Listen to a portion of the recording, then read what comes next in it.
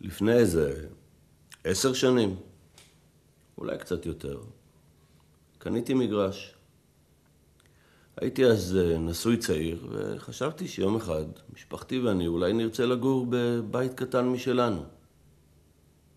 בית עם חצר וגינה, עצי פרי, דשא, כלב. אז קניתי מגרש לקוטג'. בגלל איזה טעות של פקיד בטאבו, פיסת הקרקע שנרשמה על שמי הייתה יותר גדולה ממה שקניתי. נניח במקום 0.5 דונם, רשמו לי 600 מטר.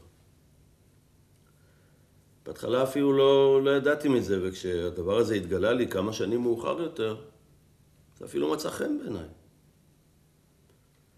חשבתי שבגלל השנים שעברו אני לא זוכר, ובעצם קניתי חלקה יותר גדולה. לא הקדשתי לזה תשומת לב. עברו עוד כמה שנים. המקום הלך להתפתח. אנחנו כבר לא רצינו לגור שם, אבל זאת הייתה עסקה יוצאת מן הכלל, המחירים שם עלו 100%. אבל אז התברר שכמו שהחלקה שלנו גדולה ב100 מטר, החלקה שגובלת בנו קטנה ב100 מטר. והמשפחה שקנתה אותה מצאה את עצמה במין מצב מגוחך, שהם לא יכולים לבנות את הבית שאותו הם תכננו, שעליו הם חלמו.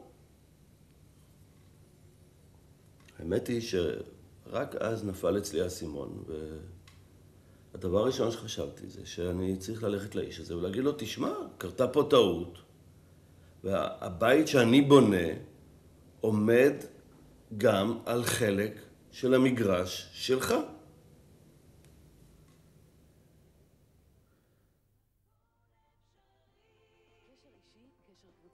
שיחות טלפון וטקסט כתוב בעברית. מירס, הכל אפשרי. צלצל מירס, 1-800-60-60-60.